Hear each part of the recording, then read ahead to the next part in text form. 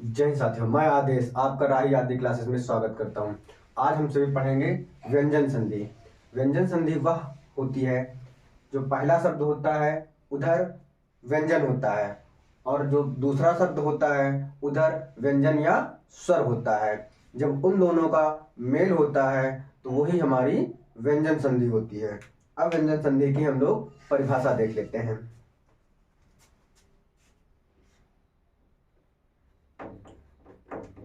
जब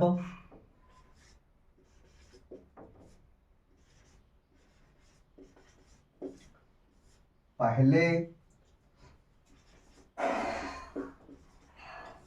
शब्द का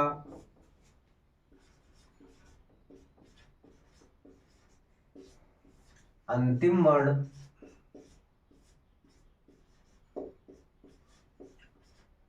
व्यंजन तथा दूसरे शब्द का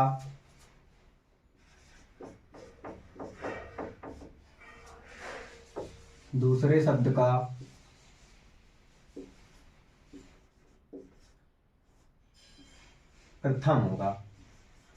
दूसरे शब्द का प्रथम वर्ण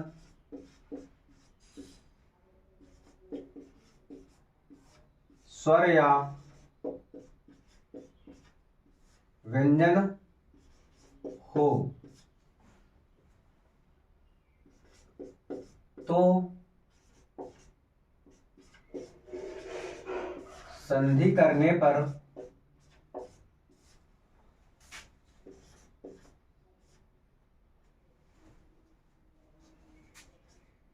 व्यंजन संधि होती है। व्यंजन संधि होती है। जैसे देख लेते हैं।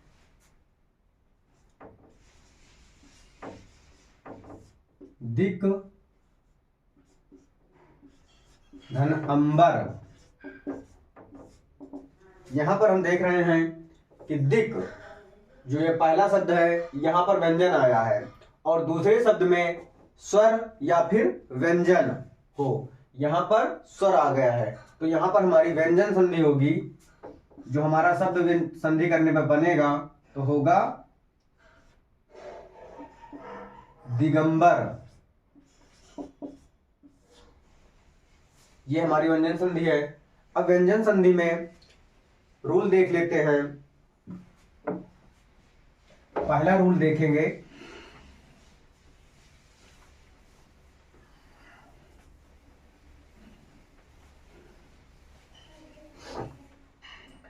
पहला रूल है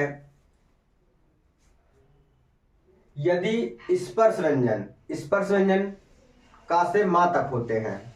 यदि स्पर्श व्यंजन का पहला वर्ण का, चा, टा, ता, पा और मा के बाद वर्गीय व्यंजन या स्पर्शी व्यंजन का तीसरा, चौथा और स्वर और इसके बाद अंतस्थ वर्ण यानी अंतस्थ वर्ण या, रा, ला, वा शब्द आए तो जो वर्ग होता है यानी का वर्ग, चा वर्ग, टा वर्ग, इन सभी वर्गों का तीसरा वर्ण हो जाता है। तो ये हमारा पहला रूल है। तो इसको हम लिख लेते हैं परिभाषा के तौर पर। यदि स्पर्श व्यंजन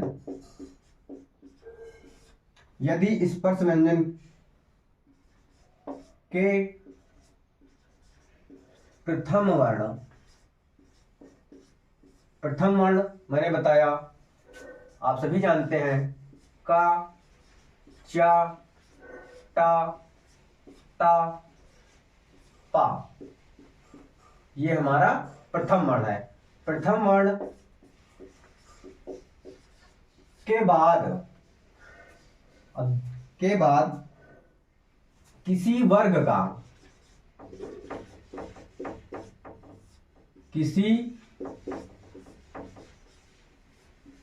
का तीसरा, चौथा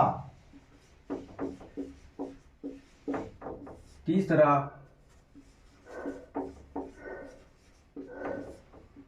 चौथा, तीसरा चौथा, और मैंने बताया स्वर या अंतस्थ,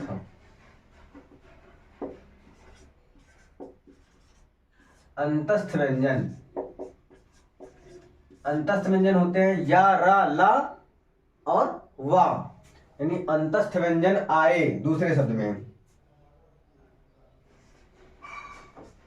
अंतस्थ व्यंजन आए तो ये जो वर्ग है, तीसरा चौथा, पहला दूसरा तीसरा चौथा, इसी वर्ग का तीसरा वर्ण हो जाएगा। आए तो वर्ग का पहला वर्ण, पहले शब्द में पहला वर्ण आ रहा था, का, चा, टा, ता, पा, पहला वर्ण अपने वर्ग का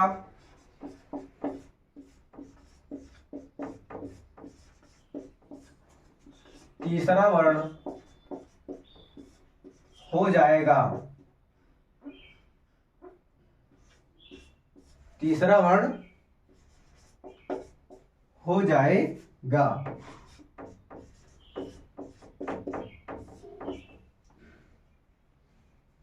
ये हमारा पहला रूल है। अब इसमें हम उदाहरण देख लेते हैं,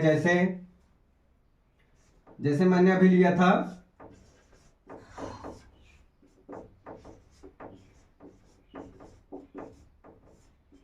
दिक धन अंबर, तो मैंने बनाया था शब्द दिगंबर। तो यहां पर पहले शब्द में प्रथम वर्ण यानी का आया है, तो यहां पर क्या लिखा है, दूसरे शब्द में इसके बाद वर्गीय व्यंजन का किसी वर्ग का तीसरा चौथा स्वर या अंतस्थ व्यंजन आए। तो यहां पर क्या आया है, स्वर आया है।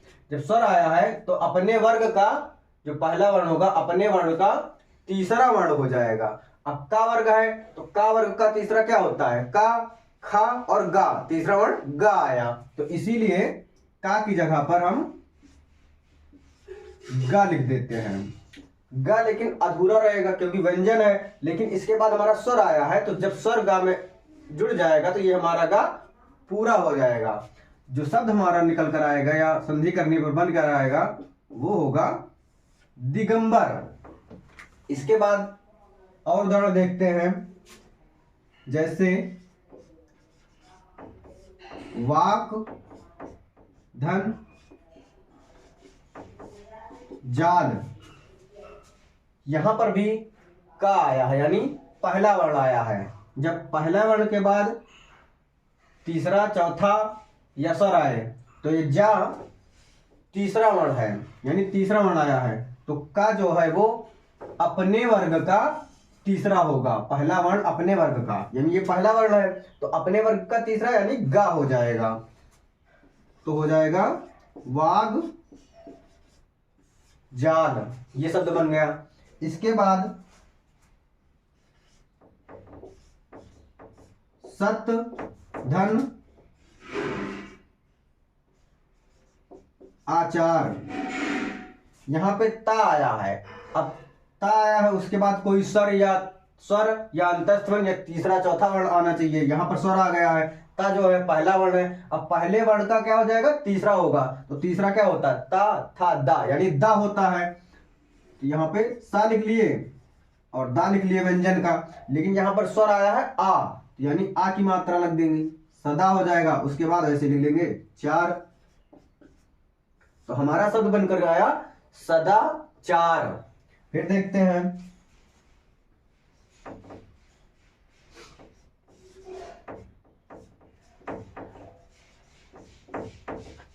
वाक धन दान, यहां पर का आया है और यहां पर तीसरा चौथा स्वर या अंतस्थ व्यंजन आना चाहिए, तो यहां पर तीसरा आ गया दा। तो ये जो का है ये पहला वर्ण है, पहला वर्ण चेंज होता है अपने तीसरे वर्ण में, तो तीसरा वर्ण का क्या होगा, गा होगा। तो यहां पर शब्द बनेगा वाग दान। अगर यहाँ पे कोई स्वर आता तो ये पूर्ण गा होता, जब स्वर नहीं आया, व्यंजन आ गया दा तीसरा वर्ण, तो यह गा बन जाएगा, हो जाएगा वागदान।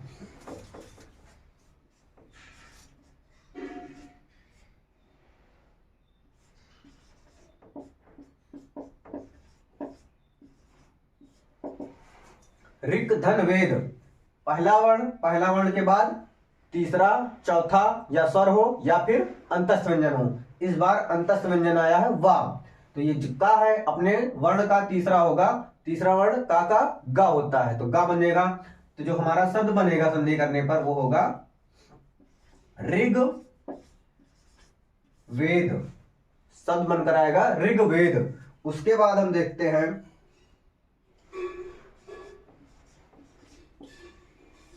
सत धन गुण, यहां पे ता आया है यानी पहला वर्ण आया है, उसके बाद स्पर्श व्यंजन का तीसरा चौथा स्वर या अंतस्थ व्यंजन आना चाहिए। यहां पर क्या आया गा यानी तीसरा वर्ण आ गया, तो ये ता जो है अपने वर्ग का तीसरा होगा, यानी ता का तीसरा वर्ण गा होगा, दा होगा, सॉरी दा हो जाएगा। तो हमारा जो शब्द बनेगा वो होगा सद गुण, सदगुण शब्द बनेगा। इसके बाद देखते हैं वाक धन ईस, यहां पर का आया, इसके बाद स्वर आया, का तीसरा वर्ण गा होता है,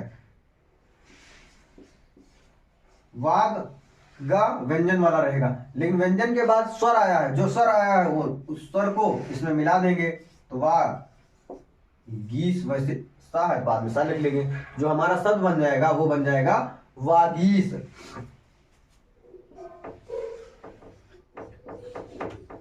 जगत धन ईस,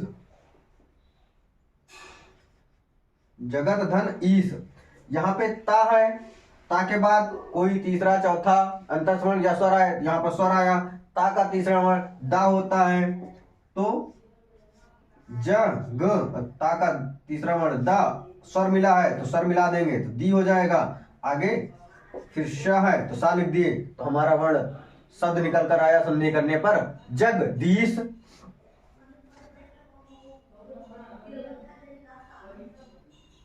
फिर देखते हैं उत धन घाटन, यहां पर ता आया, उसके बाद तीसरा चौथा स्वर या अंतस्थ व्यंजन आना चाहिए, इस बार चौथा वर्ण आया है, तो जो ता है ये अब पहला वर्ण है, तो पहला वर्ण जो अपने का तीसरा होगा, ता का दा हो जाएगा, तो शब्द हमारा बनेगा उद्घाटन, उद्घाटन शब्द बन जाएगा। तो ये हमारा पहला रूल था। इसके बाद अब हम देखेंगे व्यंजन संधि का दूसरा रूल।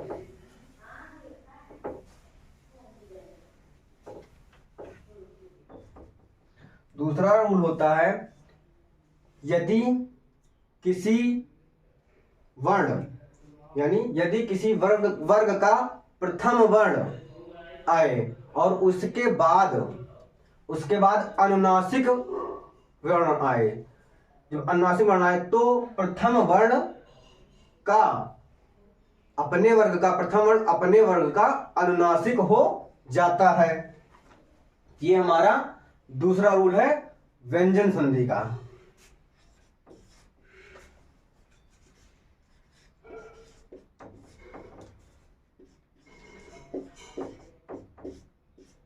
जब किसी वर्ग का प्रथम वर्ण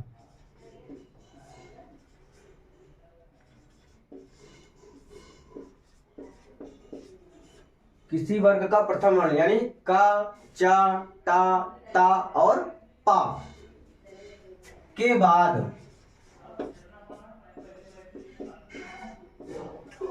के बाद कोई अनुनासिक वर्ण।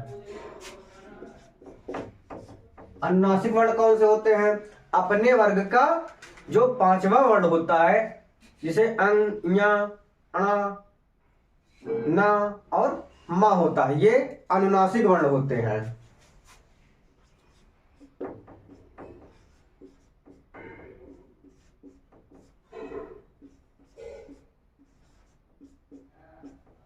अनुनासिक वर्ण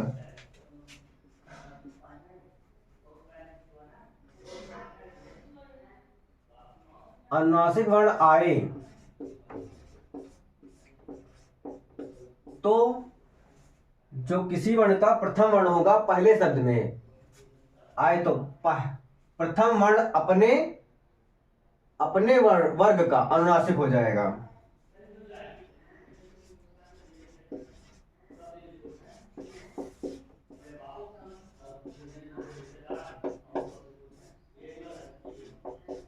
अपने वर्ग का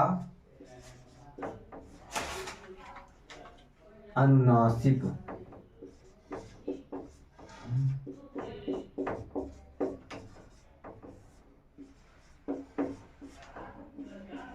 अपने वर्ण का अनुनासिक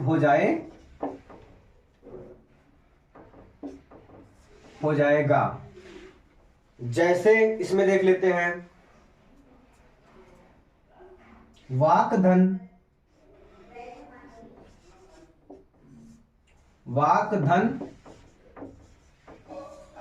मैं।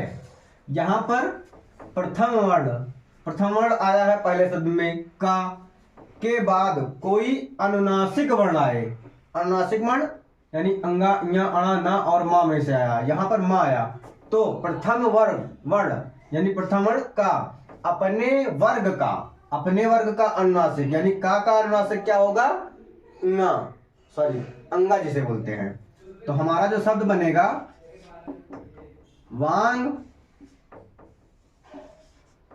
वांग्मय शब्द बनेगा।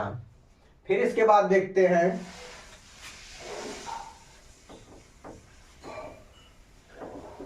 षट्धन मास। यहां पर अनुनासिक आया है, लेकिन यहां पर प्रथम वर्ण के बाद कोई अनुनासिक आए तो प्रथम वर्ण अपने वर्ग का अनुनासिक होगा। यानी यहां पे टा आया है, टा वर्ग का अनुनासिक अणा होता है तो होगा षण मास। यानी जो शब्द बनकर आएगा वो होगा षण मास।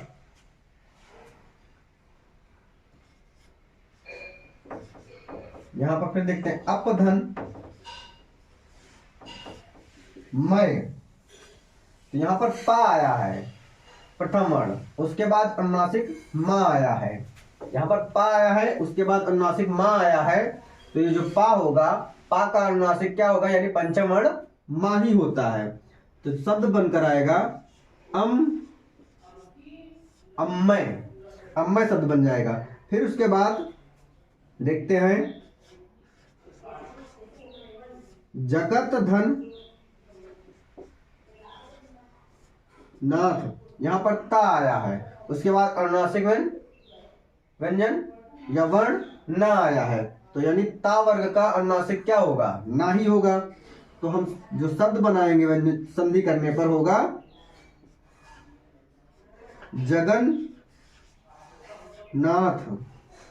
जगन्नाथ शब्द हो जाएगा। फिर उसके बाद देखते हैं कुछ उदाहरण। उत्धन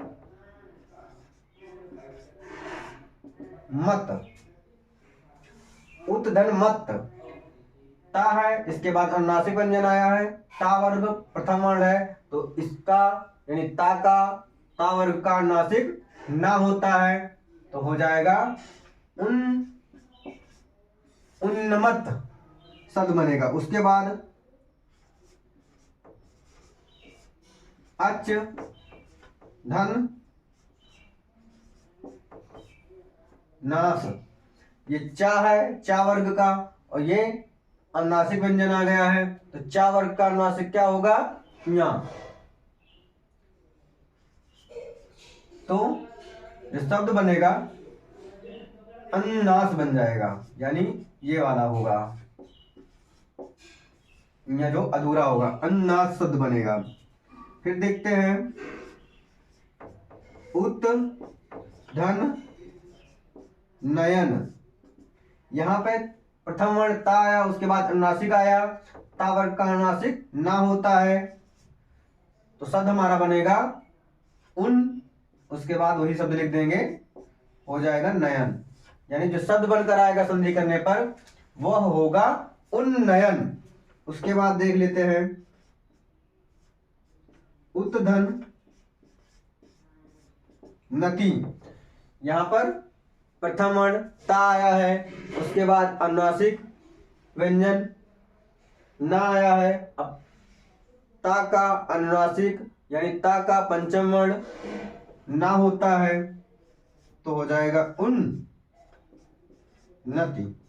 उन्नति यानी हम व्यंजन संधि पढ़ रहे हैं। व्यंजन संधि के आज हमने दो रूल देखे हैं, पहला और दूसरा। इसके बाद हम व्यंजन संधि अभी कल भी पढ़ेंगे, तीसरा, चौथा, पांचवा रूल। आज यहीं तक हम व्यंजन संधि पढ़ते हैं। आप इस क्लास को लाइक कीजिए, सब्सक्राइब कीजिए और अपने सभी साथियों के पास शेयर कीजिए। अगर आप सभी इस क्लास को अपने सभी साथियों को 2-2, 4-4 लोगों के पास भी शेयर करेंगे, सब्सक्राइब करवाएंगे, तो हमारा ये राही आदि क्लासेस का परिवार धीरे धीरे ग्रोथ करेगा, उन्नति करेगा, बढ़ोतरी करेगा। तो ये सभी आपके ऊपर है कि आप इसे कितना बढ़ाना चाहते हैं। और जो मेरा दायित्व बनता है, मेरा कर्तव्य बनता है कि हम अपनी जो मुझसे हो सके पूरी निष्ठा 100% देने का प्रयास कर रहे हैं। अभी तो हमसे जितना हो पाएगा हम अपनी पूरी ईमानदारी से अपनी क्लास को पढ़ाते रहेंगे। आज की क्लास को यहीं पे समाप्त करते हैं। धन्यवाद।